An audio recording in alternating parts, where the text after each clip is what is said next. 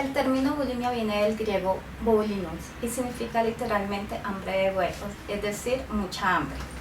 La bulimia nerviosa es un trastorno de la conducta alimentaria que se caracteriza por episodios recurrentes grandes de atracones de comida, a menudo es a escondidas, que producen un sentimiento de culpa a estas personas que suelen hacerlo, y la necesidad compensatoria drásticamente a partir de este sentimiento de culpa. Según el CIE-10, los criterios diagnósticos para la bulimia nerviosa se agrupan en 4 partes. Primero, presencia de episodios repetidos de ingesta de alimentos, los llamados atracones, al menos 2 veces por semana, el cual se caracteriza por una ingesta de alimentos en un periodo corto. Segundo, preocupación constante por la comida y un fuerte deseo y sensación de compulsión para alimentarse. Tercero, intentos de contrarrestar o conductas compensatorias para controlar el peso. Estos pueden ser vómitos autoinducidos, purgas, la toma de laxantes, periodos de ayuno latente después del consumo de alimentos o el consumo de anorexígenos, que también son los supresores de apetito. Por último, la autopercepción de estar demasiado obeso, con ideas intrusivas de pavor sobre la imagen corporal o sobre la constitución física. Según el DSM-5, los criterios diagnósticos son aquellos de los episodios recurrentes de atracones que tiene la persona. En este caso se divide en 2. La primera es la ingesta excesiva de los alimentos en comparación a otras personas en los mismos tiempos y las mismas circunstancias. El segundo es la falta de control que tiene la persona en el momento de consumir dichos alimentos. Los comportamientos compensatorios son aquellos que la persona utiliza para evitar subir de peso. En este caso sería el inducir el vómito, el ejercicio excesivo, los laxantes y el ayuno en la persona. Los atracones, para que cumplan el diagnóstico, deben por lo menos ocurrir una vez por semana. La autoevaluación se ve indebidamente contextualizada e influida por la constitución y el peso corporal que presente la persona y lo que genera la sociedad.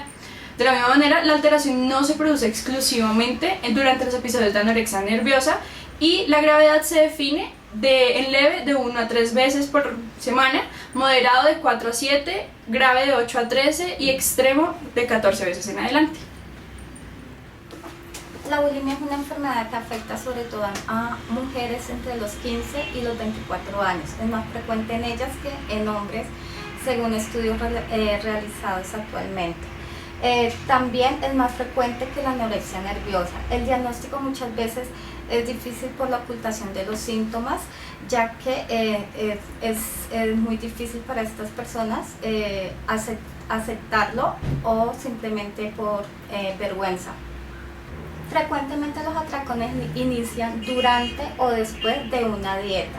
Se ha identificado la comorbilidad más frecuente con los trastornos de depresión, trastornos afectivos bipolares, también con eventos emocionales traumáticos, episodios de ansiedad.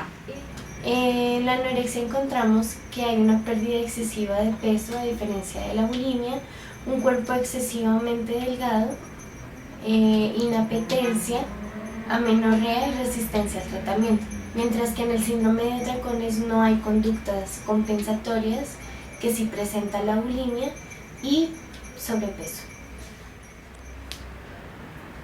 En los factores predisponentes encontramos que sea mujer, dificultad para comunicar las emociones negativas, la baja autoestima, el estilo parental sobreprotector, ambicioso y estricto, la presión de los medios acerca de una figura ideal, desbalance de serotonina, dieta ya sea por presiones individuales, interpersonales, sociales e insatisfacción con la imagen propia.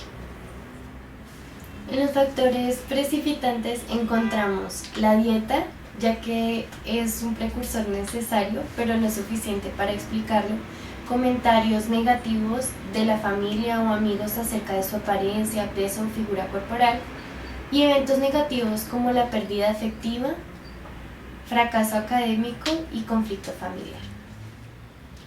El primer elemento de la entrevista es el motivo de consulta. Normalmente el consultante lo trae un familiar después de descubrirlo durante un episodio de atracón o durante el episodio de los vómitos o el consumo de laxantes. A veces también los consultantes llegan por motivos que no tienen nada que ver por la bulimia y esta condición se encuentra durante el proceso psicológico. En algunos casos también el consultante llega por sus propios medios tras aceptar el problema que tiene después de haberlo escondido durante un tiempo. En estos casos el consultante normalmente declara que piensa constantemente en comida y afirma que no puede controlar su comportamiento durante los atracones. Durante el interrogatorio del paciente es importante hablar de temas relacionados con el trastorno. Por ejemplo, es importante preguntar al paciente sobre su actitud hacia la comida, a su propio peso corporal, cuál es el peso máximo y mínimo que alcanza en su vida, en qué peso se siente cómoda esta persona. Además, se debe hacer una historia alimentaria en la cual se indague en cuántas veces al día come el paciente, qué come en esas comidas, cuál es su porción. En los pacientes con bulimia también es muy importante identificar otras conductas de riesgo. Así como estos pacientes abusan de la comida, es probable que abusen de cigarrillos, drogas, alcohol o incluso del sexo. Cuando se identifica esta condición en un paciente, es necesario un examen físico y de laboratorio. Esto permite saber qué otros síntomas tiene el paciente en relación a la enfermedad. Estos pueden incluir problemas en la piel, en los dientes, alteraciones del sistema gastrointestinal, problemas cardiovasculares, entre muchos otros problemas.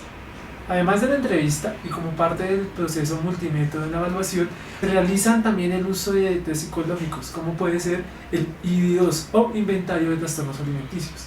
Algunas de las pruebas psicométricas utilizadas son el test de bulimia, el test de actitudes alimentarias y el cuestionario de actitudes hacia la figura corporal.